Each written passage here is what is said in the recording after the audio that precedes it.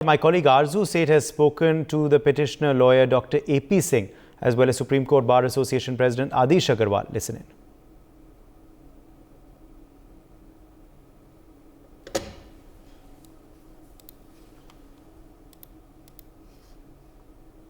Sir, जो फैसला आया है आप उसको किस तरीके से देखते हैं, क्योंकि लीगल रिकॉग्नाइजेशन तो फिलहाल नहीं मिला है। हाँ, अभी लीगल रिकॉग्निशन देखिए, समस्या ये थी, भारत सरकार कह रही थी कि हमें इस पर चर्चा करने दीजिए। चर्चा मीन्स लोकसभा में चर्चा हो, राज्यसभा में चर्चा हो, विधानसभाओं में चर्चा हो।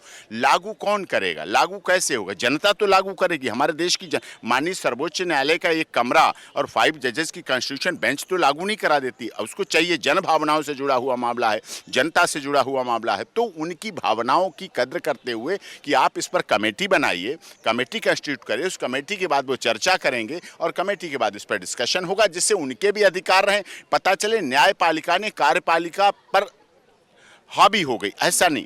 पाश्चात्य सभ्यता को स्वीकार कर लिया, ऐसा नहीं। हमारे यहाँ रीति रिवाज, पद्धति, संस्कार, विवाह बड़े संस्कार हैं। सभी धर्मों, सभी जातियों में अलग अलग रीति रिवाज अलग हो सकते हैं, लेकिन पवित्रता सबकी विवाह के प्रति बनी हुई है। वो पवित्रता भी बनी रहे और हम पाश्चात्य सभ्यता को भी आत्मसात कर लें और पाश्चात्य सभ्यता में पूरा डूब भी ना जाएं, इसको भी आत्मसात करके बनाया गया। वहीं कोर्ट ने भी ये भी कहा है कि जो राइट्स हैं वो भी प्रॉपर तरीके से दिए जाएं, सोशल वेलफेयर प्रोटेक्शन हो, चाहे हेल्थ राइट्स हो, पुलिस प्रोटेक्शन हो, सब कुछ देने की बात कही है। इसी के साथ ही कमेटी बनाने को भी कहा। हाँ, कमेटी बनाने को, कमेटी इसीलिए कहा, देखिए राइट्स तो अभी भी थे, राइट्स और बढ़ाए जाएं। सोशल राइट्स हैं, सोशल जस्टिस राइट हैं, लीगल राइट है, पुलिस राइट है, हेल्थ राइट है, कानूनी अधिकार तो सभी को मिलने चाहिए और लगातार मिलते रहना चाहिए, उसकी बात नहीं है। विषय महत्वपूर्ण ये हो जाता है कि क्या ऐसा आदेश होना चाहिए जो हमारे देश की पूरी जनता को समाहित हो सके, पूरी जनता उसमें शामिल हो सके, पूरी जनता आत्मसात कर सके,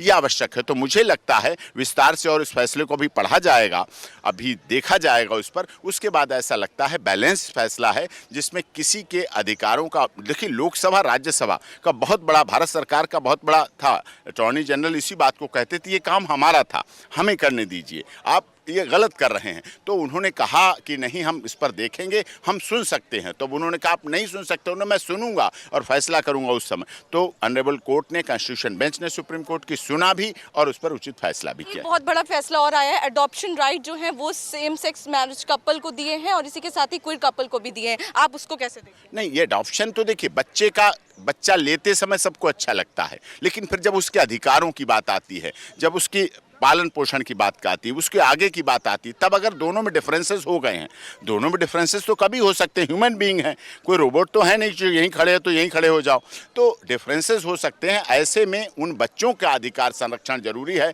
उनकी ये ना माना जाए कि उनकी गलती है, उनके साथ गलत हुआ है, ये ना हो माना जाए। बहुत बहुत शुक्रिया। तो आपने सुना, जो पिटिशनर थे वो हमसे बात कर रहे थे, उन्होंने बताया कि जो सुप्रीम कोर्ट का फैसला है वो काफ़ी बैलेंस्ड है, क्योंकि लॉ जो है वो कोर्ट नहीं बना सकता, इसकी जिम्मेदारी अब पार्लियामेंट को दी गई है। अब देखना ही होगा आखिर पार्लियामेंट में इसकी जो कमेटी बनाई है वो आगे क्या कुछ फैसला लेती है। कैमरा पर्सन अंकुश के साथ आरजू सेठ, India news, Delhi. Sandeep is joining us, human rights activist. Sandeep, your interpretation of the verdict, your first reaction to the order that has come in from the Supreme Court. Well, thank you for having me here. And I think the conversations on the matter in the Supreme Court for the past months and the judgment today actually provide a much needed space for an issue which has remained invisible, which has not been resolved, to be in the public domain, to be in the social conversations, and therefore in visibilizing the issue. So I think that's welcome. One would have expected a clear judgment in favor of same-sex marriage and in favor of diverse sexualities, obtaining from the 2018 judgment where the Honorable Supreme Court had decriminalized homosexuality. So one was hoping for that. But nevertheless, the judgment today paves the way for a future path. I mean, the important aspects being the question of forming a committee. I mean, it has, of course, referred the matter to the Parliament. There are some sections which in the same the SMA Act, the Same-Sex Marriage Act, I mean the Sexual Marriage Act, it has said that some of the sections there need to be sort of looked at, particularly Section 4 which it says is not inclusive. I'm yet to go through the full judgment as just come in, but it considers the Section 4 of the Special Marriage Act, which is not inclusive. And this needs to be, this section specifies the age at marriage and right. the gender. Sandeep, thank you very much for joining us with your perspective on that story. For more such videos, subscribe to the NewsX YouTube channel, hit the bell icon.